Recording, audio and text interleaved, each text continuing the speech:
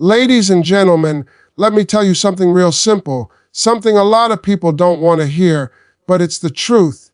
Nobody is coming. Ain't nobody showing up with a cape to fix your life, pay your bills, heal your pain, or push you into your destiny. If 2026 is going to be different, it's going to be different because you decided to put yourself first. Let me tell you something straight, because sometimes the truth needs to hit you right in the chest. You are responsible for your own life, not your parents, not your spouse, not your friends, not your boss, not the government, not your past. You. The moment you fully accept that, your life starts to change. Until then, you will keep waiting, hoping, blaming, and wondering why nothing moves. Responsibility is heavy, but freedom lives inside it. See, a lot of people want success, but they don't want accountability. They want blessings, but they don't want ownership. They want the results, but they keep handing the steering wheel of their life to somebody else. As long as you do that, you're not living, you're reacting. And reaction will never build the life you dream about. Only decision will. I know it's easier to point at what went wrong. It's easier to say, if I had better parents, if I had more money, if I lived somewhere else, if people supported me. But let me ask you something. What if none of that changes? What if this is the hand you've been dealt? Are you still going to sit there, or are you going to play the cards anyway? Because winners play the hand they're dealt, not the hand they wish they had. The moment you say, this is on me, you stop being a victim and start becoming powerful. Power doesn't come from perfect circumstances. Power comes from decision. Decision says, I don't like where I am and I'm willing to do the work to move. And work is not glamorous. It's lonely. It's repetitive. It's uncomfortable. But it's necessary. Nobody wakes up thinking about your future more than you do. Nobody loses sleep over your dreams the way you should. People may love you, but they have their own battles, their own fears, their own responsibilities. That doesn't make them bad, it makes them human. Expecting someone else to save you is setting yourself up for disappointment. When you take responsibility, excuses lose their power. You stop saying one day and start saying today. You stop waiting for motivation and start building discipline. You stop asking, why is this happening to me? And start asking, what am I going to do about it?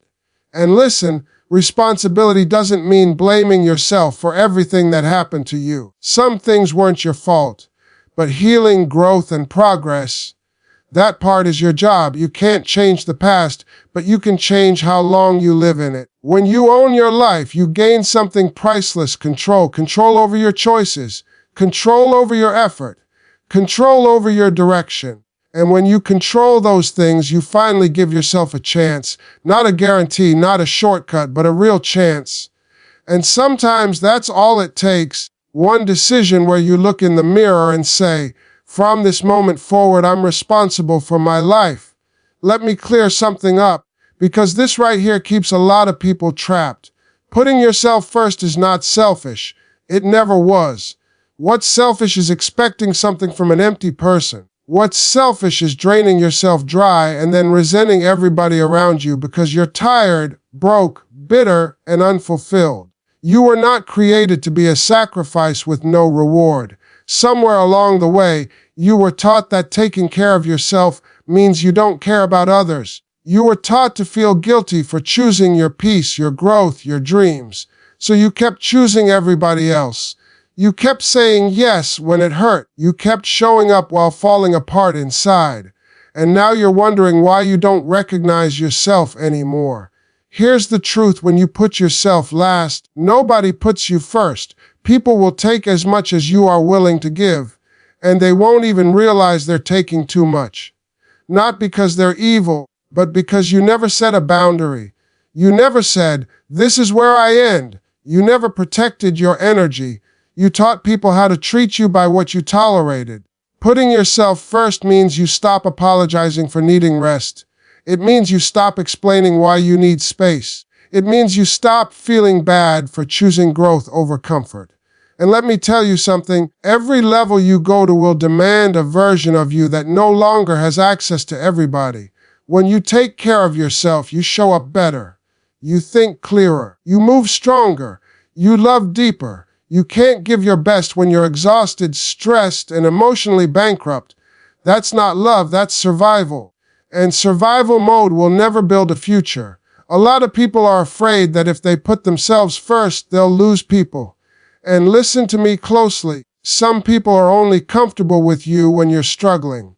When you start growing, setting standards, saying no, and choosing yourself, it exposes who benefited from you staying small. Losing those people is not a loss, it's a release. Putting yourself first is you saying, my life matters. It's you saying, I refuse to burn myself alive to keep others warm. It's you understanding that your mental health, your dreams, your time, and your peace are not negotiable anymore. And let me say this, God cannot bless who you pretend to be.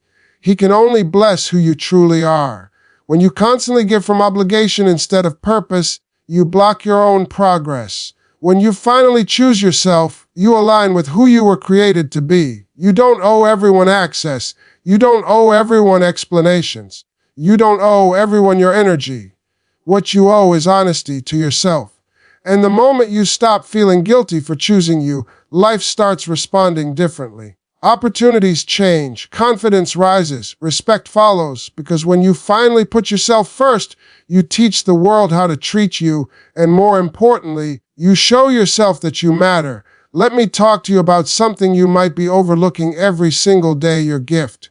Not your job, not your title, your gift. The thing you do so naturally that you don't even realize how powerful it is. Everybody has one, everybody.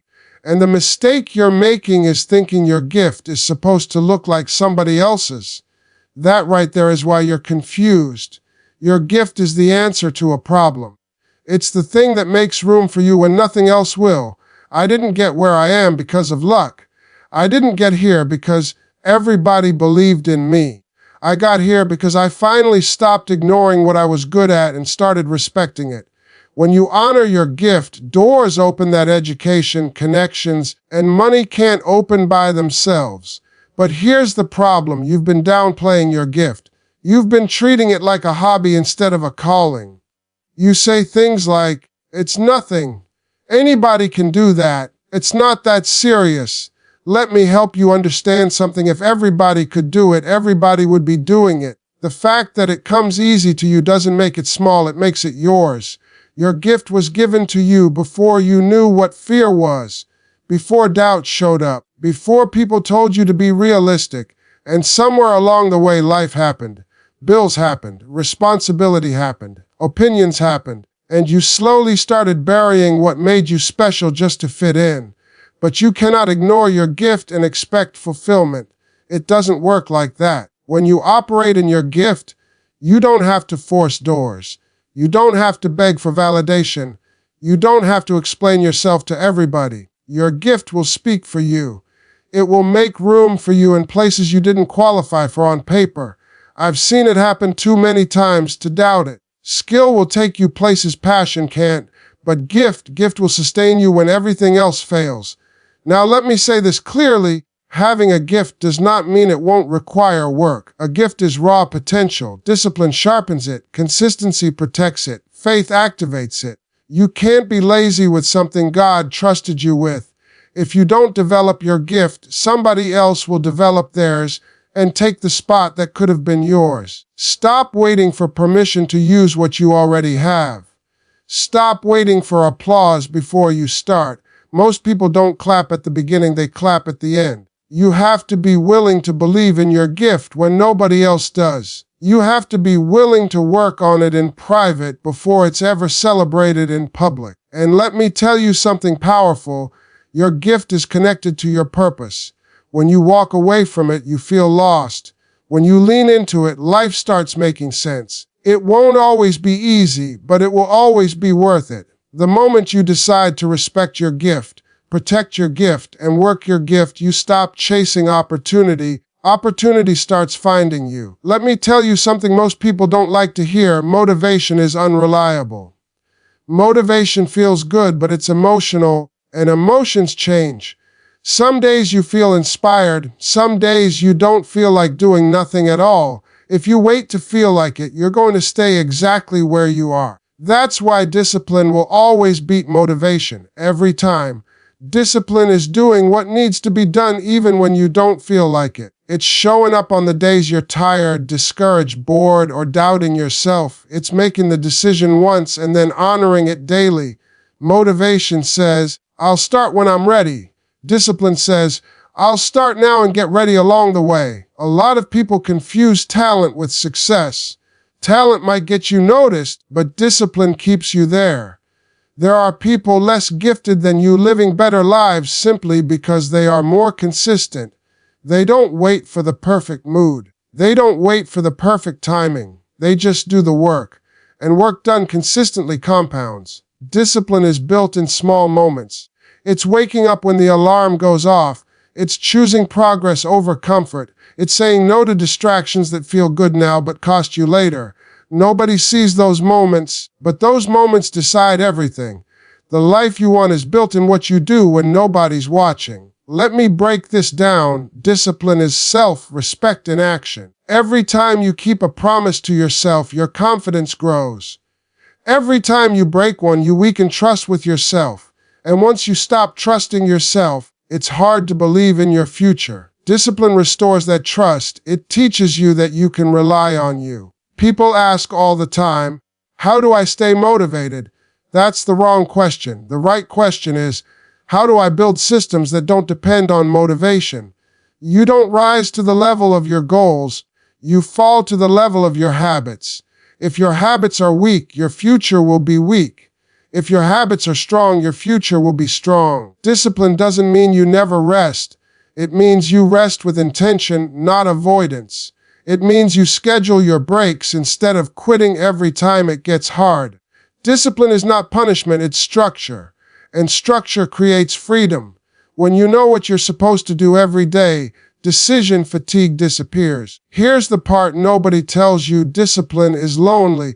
People will call you boring. They'll say you've changed. They won't understand why you're so focused. But later on, those same people will ask you how you did it.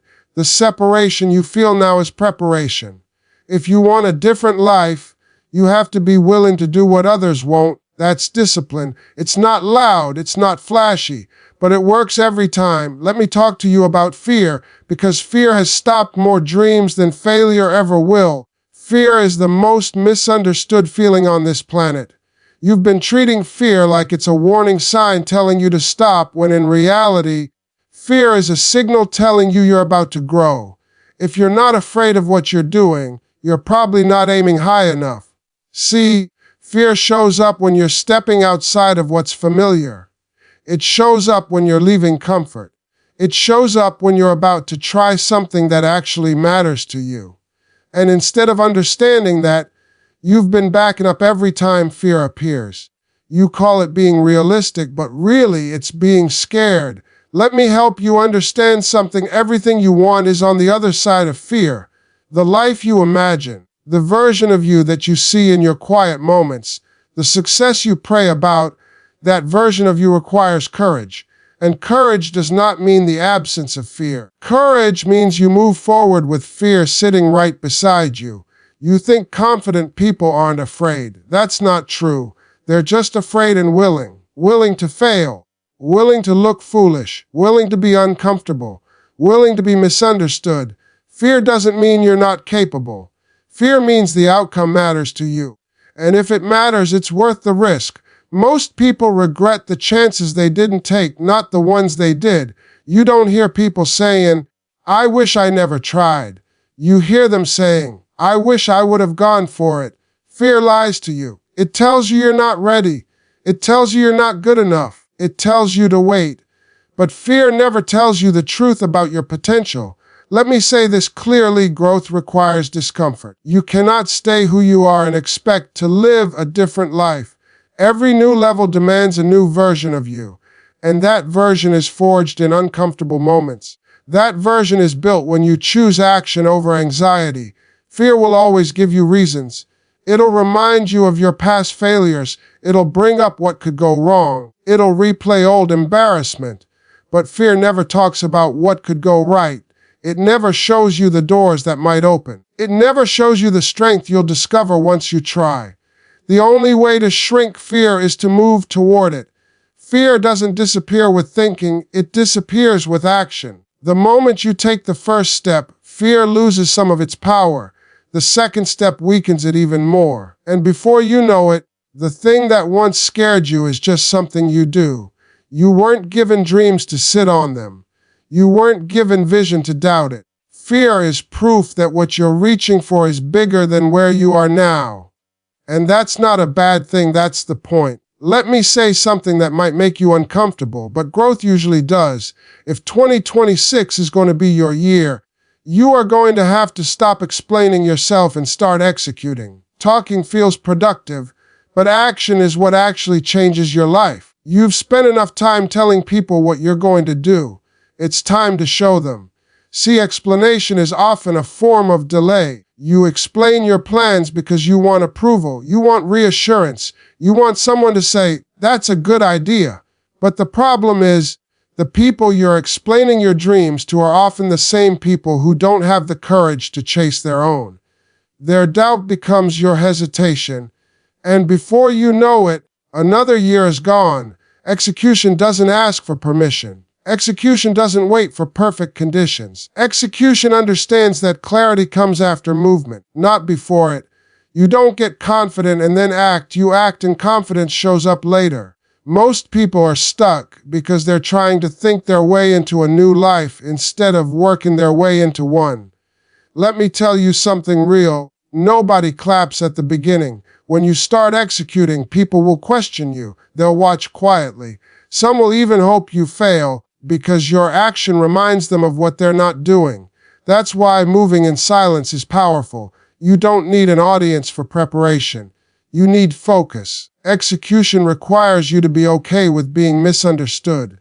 When you stop explaining, people fill the silence with their own assumptions. Let them. You don't owe everyone the blueprint to your future. Your job is not to convince people, it's to commit to the work. A lot of dreams die in the planning stage, not because the plan was bad, but because the person kept waiting for the perfect time. There is no perfect time. There is only now. Execution turns ideas into momentum. Momentum turns effort into results. And results silence every opinion. You don't need to announce every move. You don't need to post every step. You don't need to update people who aren't involved. The loudest proof is progress. When you execute consistently, life starts responding differently. Opportunities appear. Confidence builds. Direction becomes clearer. And here's the truth: execution will expose your weaknesses. It will show you what you need to learn, where you need to grow, and what habits need to change. That's a good thing. You can't fix what you don't face. Action gives you feedback that thinking never will. 2026 is not about talking bigger. It's about moving smarter. It's about daily action, even when it's boring, even when it's hard, even when nobody notices. Because at the end of the day, the life you want doesn't care about your explanations. It responds only to what you do.